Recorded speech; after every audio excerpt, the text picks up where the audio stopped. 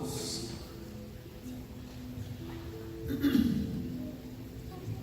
Vamos a esperar unos segunditos para que los niños salgan completamente.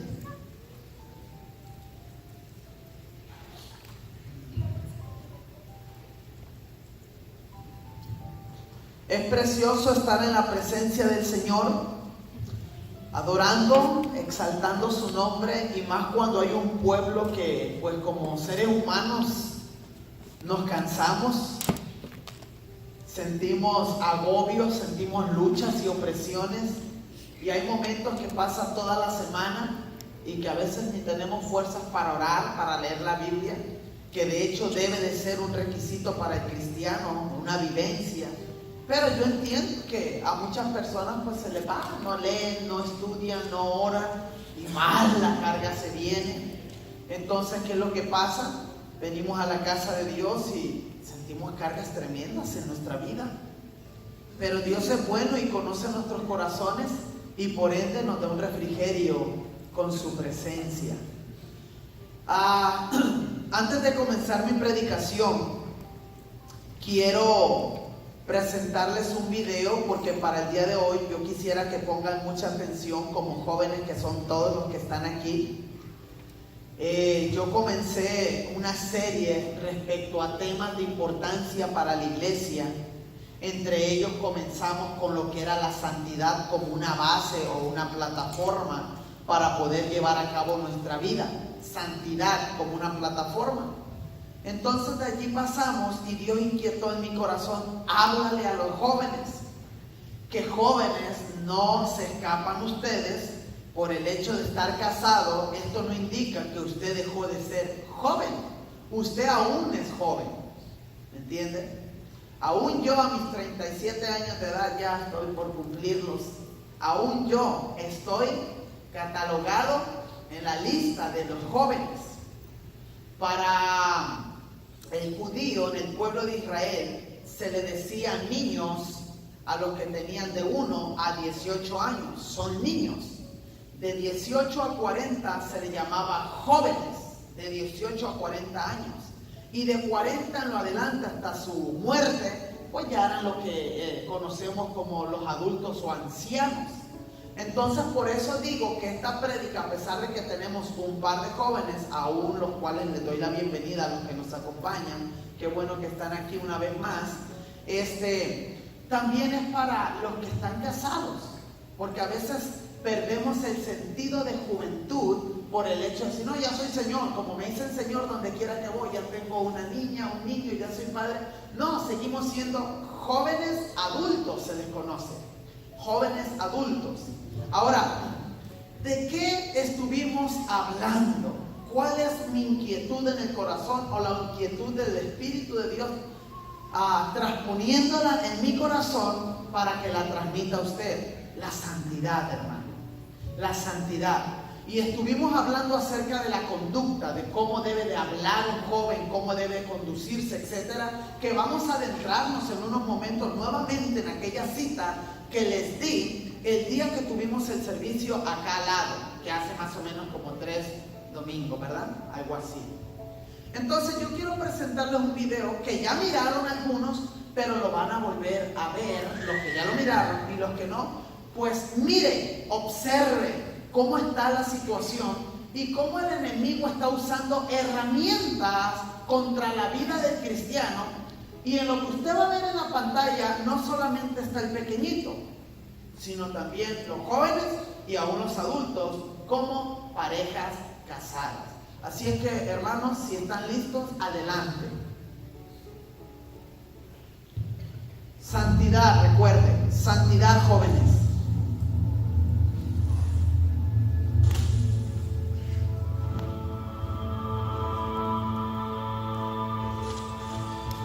La caída de la iglesia no será por la excusa de que hay falta de educación, será por la desintegración de las familias. Mire eso.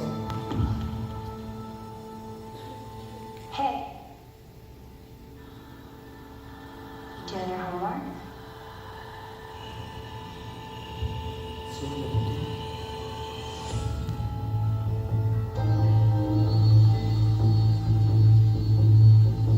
Can I ask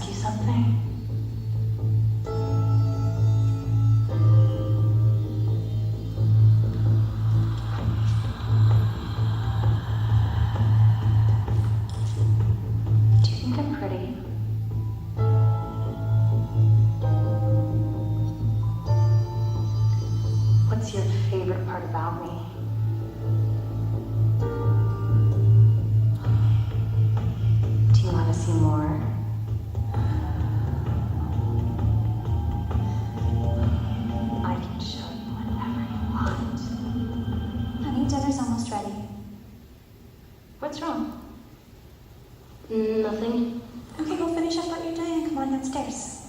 Okay.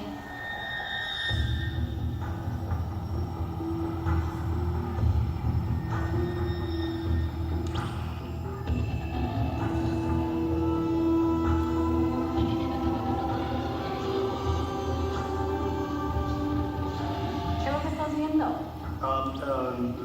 Nada, es solo un programa de televisión. Ok, voy a ver hasta la cena, ¿ok? Ok.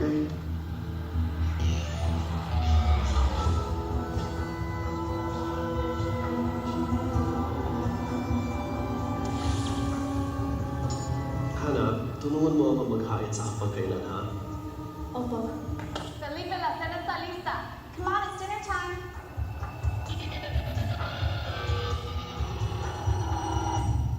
Dear Heavenly Father, thank you for keeping our family safe. And thank you for this delicious meal that you have so graciously given us. And thank you for keeping our family close and so full of love for each other. Los abuelos que tenemos en la familia, que los cuiden mucho y también que toda la gente que necesita ayuda, que los ayude en Dios y también para esta familia especialmente Nabilas pa sa para inyo todos. En el ang nombre pagmamahal del ng Padre. asawa at ang mga mabuting anak na pinagkaloob ninyo sa akin.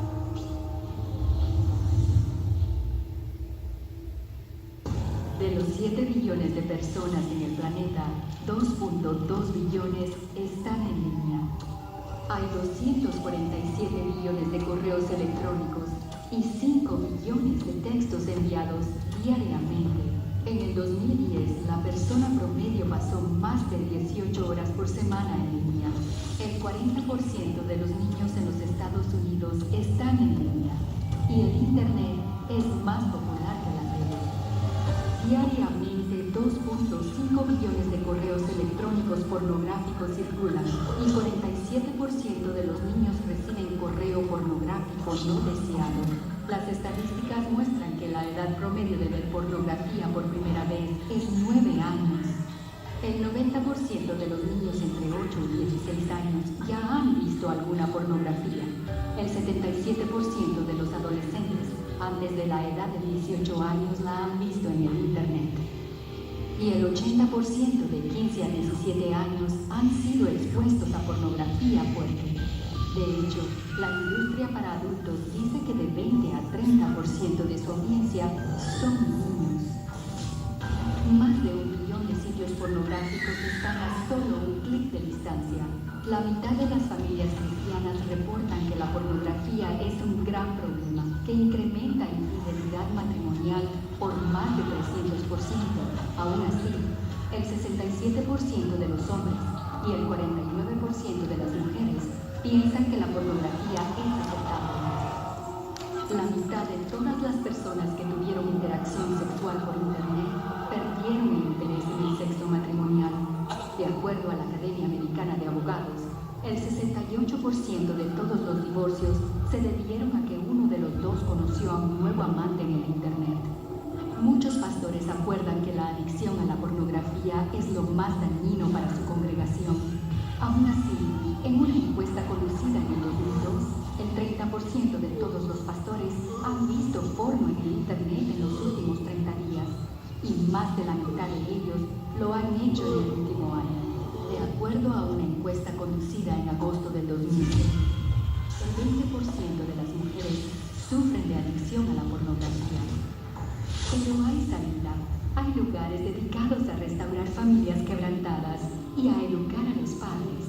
Josh McDowell tiene una campaña dedicada a pelear contra este problema. JustOneClickAway.org tiene recursos y capacitación si usted lucha contra esta adicción. Pero la esperanza está a solo un clic de distancia. Para más información, visite JustOneClickAway.org. Amén. Se fija toda esa información y ya esa información es pasada. Tengan cuidado con allí, gracias. Ya es una información pasada y que día a día esto va aumentando de una manera estratosférica, tremendamente. Ahora, esta palabra yo dije que va dedicada a los jóvenes, a nuestros jóvenes, pero nosotros también como hombres y mujeres casados debemos de tener mucho cuidado de cómo conducimos nuestra vida. Yo comencé el año diciéndole que este era el año en que nosotros deberíamos de levantar nuestras murallas de santidad para que podamos crecer de una manera madura en el conocimiento de la palabra, de la verdad, llevando a cabo una vivencia bíblica. Entonces vamos a tener batallas cada uno de nosotros en nuestro diario vivir que se van a levantar día a día. Ahora, déjeme y retomamos el tema, el cual lleva por nombre nuestro tópico, nuestro tema, Jóvenes conforme al corazón de Dios, segunda parte. Jóvenes conforme al corazón de Dios, segunda parte. Voy a tocar temas o algunos puntos, que toqué al principio cuando les di la primera parte, pero hoy vamos a profundizar un poquito más.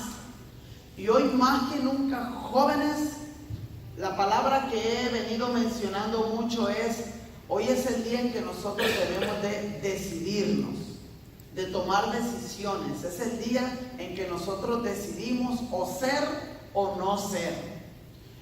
La escritura habla de 3 tipos de temperaturas: frío, caliente y tibio, ¿verdad? La escritura lo habla. Por cuanto no fuiste ni frío ni caliente, por ende eres tibio, te vomitaré de mi boca. Por eso es de que yo les digo, jóvenes, parejas, adultos, este es el año 2019 en que nosotros nos definamos y que podamos declararle al mundo entero, y no mostrarle a Dios, sino demostrarnos a nosotros mismos de quiénes somos. ¿Quiénes somos en realidad? ¿Amamos a Dios? ¿Buscamos santidad? ¿Buscamos presencia de Dios? ¿Por qué estamos en estas 4 paredes? ¿Por qué venimos a la iglesia, a la gran comisión? ¿Qué nos hace diferentes a las demás personas? E incluso me atrevo a decir, ¿qué nos hace diferentes a otras denominaciones o a otras iglesias que son del Nazareno? Porque nosotros como iglesia nazarena podemos decir, la iglesia nazareno proclama santidad, holiness, dice el escudo. Santidad a Jehová. Sin embargo, yo no puedo meter la mano por toda la iglesia de Nazareno en general. Yo voy a meter la mano por mi congregación a quien yo le estoy enseñando. O sea, que en otras palabras lo que quiero decir, no porque seamos de una iglesia que proclame santidad, todos van a estar en santidad. Algunos sí, otros no. Y si usted es sincero delante de Dios, usted mismo se va a dar cuenta y va a decir, sí es cierto, porque yo no he buscado la santidad como la Biblia misma me lo pide o me lo indica. Escuche bien, vamos a sentar la base bíblica. Primera carta a Timoteo 4, del 12 al 16, le voy a dar lectura rápidamente. Jóvenes conforme al corazón de Dios, segunda parte. Dice así la escritura, Primera Timoteo 4, del 12 al 16. Ninguno tenga en poco tu juventud, querido joven, que nadie tenga en poco tu juventud, sino sé ejemplo de los creyentes en palabra, conducta, amor, espíritu, fe y pureza. 6 virtudes. Sé ejemplo en palabra, conducta, amor, espíritu, fe y pureza. Entre tanto que voy, ocúpate en la lectura, la exhortación y la enseñanza. No descuides el don que hay en ti, que te fue dado mediante profecía con imposición de las manos del presbiterio, o sea, los líderes eclesiásticos. 15. Ocúpate en estas cosas, permanece en ellas, para que tu aprovechamiento sea manifiesto a todos. Ten cuidado de ti mismo y de la doctrina, persiste en ello, pues haciendo esto te salvarás a ti mismo y a los que te oyeren. Contexto de esta lectura. ¿Cuál es el contexto de esta lectura? Tenemos a un joven llamado Timoteo. Algunos dicen que tenía de 32 a 38 años, por lo tanto, declaramos a un joven, puesto que tenía de 30, digamos de los 40 hacia abajo, que constituye juventud para los hombres judíos. ¿Ok? Por eso es de que dice joven. Entonces vemos aquí a un Timoteo el cual estaba viviendo en un momento muy delicado de su vida, donde él en su juventud estaba siendo subestimado, como muchos de ustedes jóvenes al tener 15, 12, 18, se les salen los gallos, su voz está cambiando, las señoritas están teniendo transformación, están medio queriendo ser muy mujercitas, como niñitas a la vez, no se les entiende, están teniendo transformaciones y cambios. Entonces le dice Pablo y le escribe una carta a Timoteo: no dejes que los líderes religiosos ni nadie en tu iglesia tenga o te haga menos a ti, sino aún en tu juventud sé ejemplo porque puedes serlo. Yo aquí he tomado el ejemplo de César, he tomado el ejemplo de Oliver, he tomado el ejemplo de Griselda, etcétera. Los menciono a ellos como más pequeños que son de la congregación.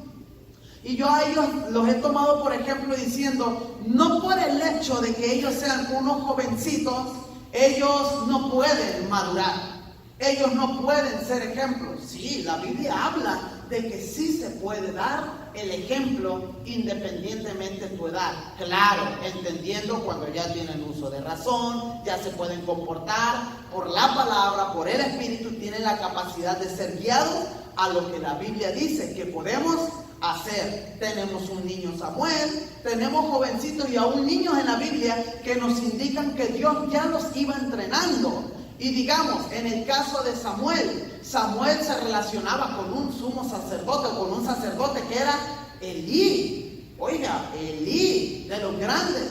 Y este niño se relacionaba con Elí, estaba siendo entrenado por él para las grandes ligas. El punto aquí, miren, déjenme y aprovecho, ahora mismo que acabo de decir, Samuel estaba siendo entrenado para las grandes ligas. Aquí viene una palabra que dice ocúpate y persiste. Yo veo que Samuel sí se ocupó y sí persistió, porque llegó a ser un profeta, un sacerdote. ¿De dónde? De Israel. Sí se ocupó y sí persistió. Contrarios a otros hombres de Dios o del pueblo de Israel, tenemos a un, antes ya mencionado la vez pasada, a un Coré, a un hombre que estaba bajo la dirección de Moisés, el cual Moisés le dice, vayan y tomen a esa ciudad y destrúyanla. No tomen nada, destrúyanla, ¿ok? Tomen la autoridad. Sin embargo, vemos a un Coré que no se somete a la regla que el líder, en este caso Moisés, les demanda. ¿Y qué es lo que hacen? Mira un lingote, creo que era de plata, y mira un manto babilónico, y mira cosas que tienen valor. ¿Y qué es lo que hace este joven? No se mantuvo y no persistió en los mandatos de Moisés, su líder. Al no mantenerse, cogió aquello que no le correspondía tomar, viene y lo trae a la casa de Israel, al campamento, y yo ya les predicaba que por el pecado de uno, todos pagaron las cuentas. ¿Por qué? Porque el pueblo de Israel estaba supuesto a vencer a su enemigo, ¿se recuerdan? Estaba supuesto a vencer a su enemigo, pero por causa del pecado de uno, al haber robado y tomado lo que no correspondía tomar, ¿qué fue lo que le pasó? Fueron vencidos y mataron a gente del pueblo de Israel. O sea que tu pecado me afecta, hermano. Tu pecado me afecta hablando congregacionalmente. Muchas de las veces no, en este caso personalmente, porque quizás tú puedes tener un problema allá entre ustedes, terceras personas. No me afecta a mí porque no fue directamente, pero sí me afecta a la congregación, porque el Espíritu Santo no está fluyendo por causa de tu pecado, por causa de tus problemas, por causa de que no te rindes al Señor. ¿Me está entendiendo? Personalmente no me afecta porque tú tienes el problema con fulano, sutano, pero ya hablando de unidad sí me afecta, porque el Espíritu dice, yo quiero obrar en el pueblo, pero ella, pero él o ellos no se piden perdón, no se ponen a cuentas, allá están chismeando, allá están criticando. Yo no puedo fluir así, yo acá, Señor, please. Hablando de unidad y congregación. Aleluya. No a todos nos gusta ir al doctor. Introducción. No nos gusta ir al dentista. O algunas veces no nos gusta ir de compras con las esposas, ¿verdad? Pero hay cosas que aunque no nos gusten tenemos que hacer porque son para nuestro propio bien. Los niños, jóvenes y los adultos tenemos cosas que no nos gusta hacer, pero tenemos que hacerlas para que las cosas vayan bien. Son nuestras responsabilidades. Y yo quiero hablarle a los jóvenes en esta tarde. Jóvenes, normalmente, cuando usted tiene a su padre aquí, los que los tienen, siempre pensamos que la responsabilidad de vivir en santidad, de ser fiel, de adorar a Dios, de buscar a Dios, de tener oraciones íntimas, siempre pensamos, porque yo fui joven, a mí también me llevaron de la mano, allá iba, vámonos, a bañarse, no quería. Pero nunca asimilé cuando era niña, mi responsabilidad es esta. Siempre le echaba la responsabilidad a mamá. Que ella cante, ella tiene asuntos allá con el pastor, en la junta, los líderes, mi papá para allá para el frente. Pero déjame decirte en esta tarde, déjame decirte que nosotros también tenemos responsabilidades en la casa del Señor. Si en dado caso no estás sirviendo, la responsabilidad número uno, como jovencitos que eres de Dios, ¿a qué venimos aquí? A adorar a Dios. Esa es nuestra responsabilidad. A eso hemos sido llamados. No por imposición, pero sí por una convicción que nosotros tengamos de que Dios es digno de toda gloria y de toda honra. Y por ende, adoración le debemos de rendir. Esto lo estoy hablando para una Griselda, para un César, para un Oliver, para nuestros niños que van escuchando de vez en vez que están aquí, los niños colados y no se van para allá para su clase, para nuestros hijos, que vayan entendiendo que nuestra responsabilidad al venir aquí es adorar el nombre que es sobre todo nombre, el nombre de Jesucristo de Nazaret. Esa es una de nuestra responsabilidad. Responsabilidad es orar cuando decimos vamos a orar. Adorar cuando decimos vamos a adorar. En este caso, tu responsabilidad como cristiano, querido joven que me escucha, y me refiero a todos que son jóvenes, en el caso de la predicación, tu responsabilidad es escuchar la voz de Dios. ¿Qué es lo que el Espíritu te dice a ti esta tarde, de este mes, de este año? Porque si Dios te está hablando hoy a través de su palabra, puede ser que esto que te esté dando hoy es para que el día de mañana tengas una herramienta. Por eso no hay que subestimar la palabra, no hay que subestimar a los predicadores, no hay que subestimar nada de eso, sino al contrario, siempre pensar de que Dios es tan bueno que me está dando un consejo a través de sus predicadores.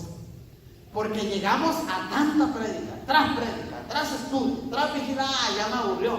Empezamos a quitarle valor a la palabra y la tomamos con el hombre de Dios. Otra vez, ya no es la palabra para ti quien tú deseas escucharla. Ahora ya el problema lo tienes con fulano. Ay, otra vez va a predicar él. Ay, otra vez va a predicar ella. No, hombre, ya no hay un deseo de escuchar. Predica.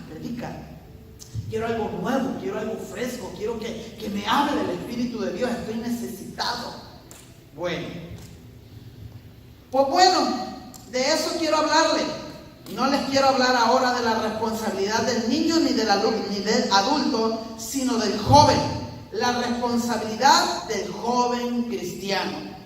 Cuando Pablo escribió esta carta a Timoteo, probablemente tenía entre 38 y 40 años de edad, dicen los teólogos. La costumbre del tiempo era llamar niño a la persona que tenía como 18 años de edad. A eso eran los niños, hasta 18. Joven de los 18 a los 40 años y viejo de los 40 hasta la muerte. Vamos a hacer e ir siendo la salvedad de cada palabra y esto se va a poner bueno. Miren, le dice Pablo, Pablo a Timoteo en el 4:12. Ninguno tenga en poco tu juventud, sino sea ejemplo de los creyentes. Aquí Pablo está especificando de quiénes deben de ser ejemplos. No le dice del mundo. ¿Por qué? Porque para el mundo pues no valemos. A veces nos tienen, ay hermano, como no son cristianos, ay hermano, te necesitan, te hablan. No te necesitan, te mandan a volar. Así es que, sé ejemplo del creyente. Antes de empezar, ¿cómo está tu testimonio con tu hermano que tienes al lado? ¿Cómo está tu testimonio? Puedo preguntar, hermano Javier, ¿cómo lo trata el hermano Dari? Hermana Senia, ¿cómo te trata la hermana Silvia? Su hermano Josué, ¿cómo la trata la jovencita? Hermana Nancy, ¿cómo la trata Griselda? Sucesivamente, ¿cómo está tu testimonio delante de los ojos de Dios? Decía alguien, ser cristiano en la iglesia es fácil, pero yo te voy a decir algo, que en estos tiempos, ¿por qué decía es fácil ser cristiano en la iglesia? Porque fingimos en la casa de Dios, todos cantan, todos danzan, aleluya, besitos, ¡mua! Pero yo les voy a decir algo, creo que ese ejemplo ya no es así. Ya ahora ya no es fácil ser cristiano en la casa de Dios. ¿Por qué? Porque ahora nos hemos desvergonzado tanto que ya no me importa patear, ya no me importa criticar, ya me siento dueño de la iglesia, ya me siento dueño de mi, si en el caso usted es un líder, es un pastor, es un músico, ya no, ya que yo aquí soy. Oye, ya no hay humildad, ya no hay sencillez. Aquí pateamos al que se nos ponga enfrente. Era una de las cosas que yo hablaba con mi esposa. Y no se ofenda, escuche esto, no se ofenda. Siempre nosotros, en mi caso como pastor, he tratado de cuidar, y ha sido mi deseo, la unidad en la iglesia. Y yo sé y tenemos un reto como pastores, porque recordábamos en tiempos de antes, cuando estábamos como unas 8 personas, como unas 4 personas, y decíamos, es diferente ahora, ¿verdad? Por más que predicamos unidad, por más que predicamos cuida tu corazón, por más que predicamos amémonos y respetémonos, estábamos hablando y decíamos, ¿verdad que se anhelan los tiempos de antes? No porque despreciemos a los nuevos que llegaron, pero había una atmósfera diferente. Y esto te lo tengo que decir, porque tú conoces tu corazón y tus actitudes. Tú conoces cómo llegaste aquí y cómo te estás comportando hoy. Yo me conozco cómo empecé en el ministerio y cómo estoy ahora. Es necesario que lo hablemos y que quitemos nuestra careta. Nos vamos acostumbrando y empezamos a hacer lo que Pablo le dice, que nadie tenga en poco tu juventud. Llega un momento en que la congregación tiene en poco al pastor. Llega un momento en que la congregación tiene en poco al grupo de alabanza. Llega un momento en que entre ustedes como hermanos se tienen en poco y ya perdieron el valor de amor, de honestidad, de fidelidad, de compañerismo. Lo han perdido. Déjame decirte una cosa, hermano. Puedes venir bonito con tu trazo, hermano Sergio. Puedes venir bien bañadito, puedes venir perfumado, pero delante de Dios estás reprobado. Si nuestros corazones están caminando así. Podemos estar caminando como nosotros querramos, pero si no nos sujetamos a la palabra, estás, como decía mi papá como maestro, tronado como huevo güero cuando reprobaba uno. Cuando uno reprobaba, tronaste como huevo güero. Y aparte hiere. Hermano, es necesario que en la vida del cristiano no subestimemos y tengamos cuidado de cómo estamos viviendo la vida. De que podamos caminar en santidad y que, como dice el escritor, sobre toda cosa guardada, guarda tu corazón, porque de él mana la vida. Ahora, yo pongo bajo una plataforma lo que acabo de decir. Somos pocos ahora. Si estamos bien, espero. Somos pocos ahora. Si usted está orando para que venga más gente, yo quiero que sepa algo. Mientras más gente llega, más se batalla para que la unidad, para que la santidad pueda llevarse o permanezca. Porque vienen personas de otros lados a hacer desajustes en la vida de la iglesia. Y entonces ahí donde nosotros como líderes y pastores estamos ahí con el perdón, con el amor, con la